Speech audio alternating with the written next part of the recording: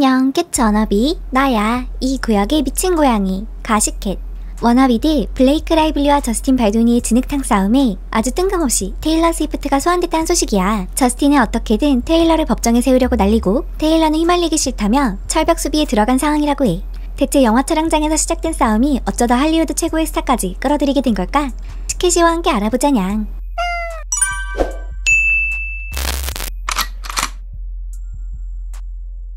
지금 이 사건에서 가장 뜨거운 감자는 바로 테일러가 증언대에 서느냐 마느냐는 거야. 모든 건 2024년 12월 블레이크 라이블리가 저스틴 발도니를 성희롱으로 고소하면서 시작됐어. 저스틴은 혐의를 전부 부인하며 맞고소했지만 지난 6월 법원은 저스틴의 소송을 전부 기각해버렸지. 이렇게 코너에 몰린 저스틴이 판을 뒤집으려고 한때 블레이크의 절친이었던 테일러와 동료 배우들까지 법정으로 끌어들이려는 속셈이야. 하지만 최근 판사가 저스틴 발도니의 이런 시도에 강력한 브레이크를 걸었어. 연장을 위한 정당한 이유도 왜 진작 증언을 확보할 수 없었는지도 증명하지 못했다. 이 판결로 테일러 스위프트가 법정에 설 의무는 일단 사라진 거야. 하지만 저스틴 측은 여전히 포기 못하고 이 문제를 계속 물고 늘어지고 있어. 테일러 스위프트 측 변호사는 의뢰인은 증언에 동의한 적 없으며 법원이 강요할 때만 참여할 것이라며 선을 그었고, 블레이크 측 역시 저스틴의 행동을 두고 언론 관심이나 끌려는 저급한 수작이라고 맹비난했어. 그렇다면 테일러는 왜 이 싸움에 휘말린 걸까? 그 이유는 저스틴이 낸 소송장에 자세히 나와 있어. 사건의 발단은 영화 우리가 끝이야의 한 옥상 장면 촬영으로 거슬러 올라가 블레이크가 직접 수정한 대본을 가져왔는데 감독인 저스틴이 여기에 살짝 이견을 냈다고 해. 이 말에 기분이 상한 블레이크는 저스틴의 본인의 뉴욕 펜트하우스로 불렀지. 저스틴 발도니가 펜트하우스에 도착하니 남편 라이언 레이놀즈가 기다렸다는 듯이 블레이크 라이블리의 대본을 칭찬하기 시작했대. 몇 시간 뒤 미팅이 끝날 때쯤 이번엔 두 사람의 절친 테일러 스위프트까지 등장한 거야. 그리고 약속이라도 한 것처럼 테일러도 블레이크의 대본을 칭찬했지. 저스틴 발도니는 이 모든 걸 블레이크의 뜻에 따르라는 압박으로 받아들인 거야. 이후 저스틴이 블레이크에게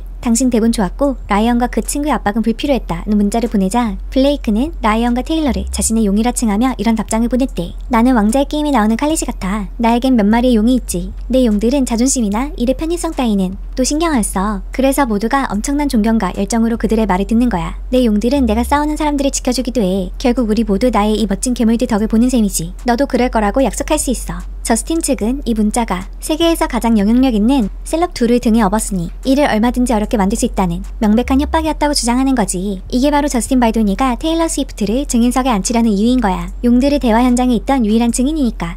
мя웨이, 이 용 사건 하나로 할리우드 최고 절친이었던 테일러와 블레이크의 10년 우정은 그대로 박살나고 말았어. 아이의 데모가 되어줄 만큼 가까웠던 두 사람이 이젠 완전히 남남이 된 사이라는 거지. 들리는 말로는 블레이크가 관계를 되돌리려고 수없이 연락했지만 테일러가 전부 씹었다고 해. 두 사람의 냉랭한 관계는 테일러 스위프트가 트래비스 켈시와 약혼을 발표했을 때도 제대로 드러났지. 수많은 친구들이 축하를 보냈지만 블레이크 라이블리는 의미심장하게 침묵했거든. 결국 이젠 블레이크도 관계 회복을 포기한 모양새야. 주변의 테일러의 이야기는 아예 꺼내지도 않는데 한 측근은 이렇게 덧붙이게 됐어. 지금 연락하는 게 무슨 소용이겠어요. 블레이크는 해결할 더 큰 문제들이 있는데 말이죠.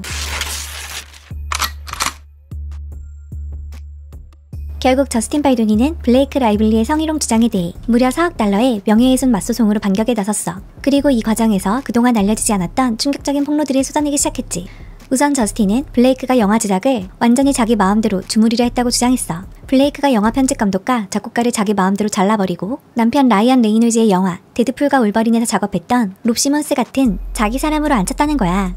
거기다 내 캐릭터는 부자다라는 이유 하나만으로 예산을 훌쩍 넘는 5,000달러짜리 신발을 고집하는 등 의상팀을 괴롭혔고 피팅을 위해 자기 집으로 의상을 전부 가져오라고 요구하기도 했대. 심지어 저스틴은 블레이크가 촬영이 한참 진행될 때까지 원작 소설을 읽지 않았다고 폭로했어. 캐릭터 머리색을 책에서 찾는 대신 구글에 검색하려 했다는 황당한 일화까지 덧붙였지. 두 사람의 갈등은 촬영장에서도 계속됐어. 블레이크는 저스틴이 자신의 태닝 스프레이 냄새를 맡으며 냄새 좋다고 말하는 등 성희롱을 했다고 주장했지만 저스틴 발도니의 주장은 완전 전반대였지. 저스틴은 오히려 블레이크가 자기 코를 보며 성형수술을 하라는 농담으로 외모를 조롱했고 심지어는 동의도 없이 대본에 없는 키스씬을 즉흥적으로 연기한 적이 여러 번 있었다고 맞받아친 거야. 저스틴 측은 블레이크의 비인간적인 대우에 대해서도 폭로했어. LA에 큰 산불이 나서 홍보 담당자들이 대피 준비를 하던 바로 그날 블레이크가 뉴욕의 안전한 펜트하우스에서 소송 서류를 보냈다는 거야. 심지어 영화 시사회 날에는 블레이크가 참석을 원치 않는다는 이유로 저스틴과 그의 가족들은 건물의 지하실로 격리시키는 구료까지 안겨줬다고 해. 저스틴은 블레이크가 동료 배우들을 선동해서 자신을 따돌리게 만들었다고도 주장했어. 저스틴 발도니는 이 모든 게 블레이크 라이블리가 테일러 스위프트에게서 배운 소셜미디어 전략의 전략의 일부였다고 주장했지. 직접 자신을 비난하는 대신 동료 배우들을 부추겨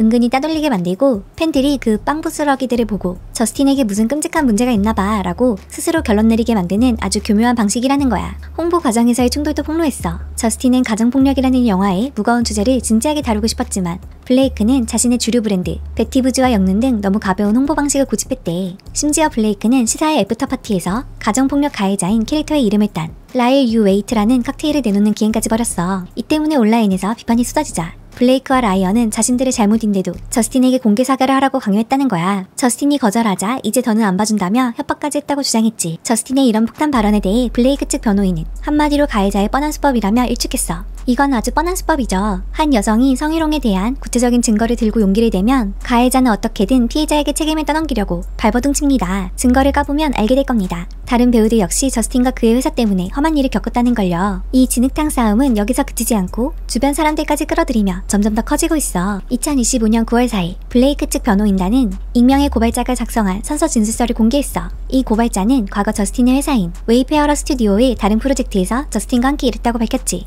고발자는 저스틴의 언어폭력을 포함한 반복적이고 부정적인 상호작용을 견뎌야만 했다고 털어놨어. 또한 영화에서 블레이크의 아역을 연기했던 배우 이자벨라 페러와의 갈등도 수면 위로 드러났어. 심지어 저스틴 측은 아역 배우였던 이자벨라 페러에게까지 소환장을 보내려 하고 있어. 이자벨라 측은 강력하게 반발했지. 그런데 이 이야기는 파고들수록 더 복잡해져. 블레이크는 저스틴이 이자벨라의 연기를 보고 이런 말 하면 안 되는 거 알지만 정말 섹시했다고 말했다며 구체적인 성희롱 정황을 주장했거든. 하지만 정작 당사자인 이자벨라의 과거 발언은 블레이크의 주장과 180도 다른 내용이었어. 촬영 직후 이자벨라는 인터뷰에서 저스틴을 칭찬했고 심지어 저스틴에게 이런 문자까지 보냈대. 감독님은 정말 훌륭하고 똑똑하고 진실된 분이에요. 제가 이 역할에 완전히 몰입할 수 있도록 편안하고 안전한 공간을 만들어주셨어요. 제 인생이 바뀌는 경험이었고 평생 저와 함께 할 거예요. 하지만 어찌된 일인지 이랬던 이자벨라가 블레이크와 홍보활동을 함께하면서부터는 완전히 블레이크 편으로 돌아섰다고 해. 이 진흙탕 싸움의 불똥은 제3자를 넘어 할리우드에서 가장 유명한 가십 블로거에게까지 번지고 말았지. 블레이크 라이블리가 지난 7월 가십 블로거 페레즈 힐튼에게 소환장을 보낸 거야. 저스틴 발도니와 페레즈 힐튼이 한편이 돼서 자신을 공격했다는 주장이었어. 당연히 페레즈 힐튼도 가만히 있지 않았어. 아무도 저에게 블레이크에 대해 부정적으로 쓰라고 말하지 않았어요. 아무도 돈을 주지 않았고 아무도 제게 발언 지침 같은 걸 주지도 않았죠.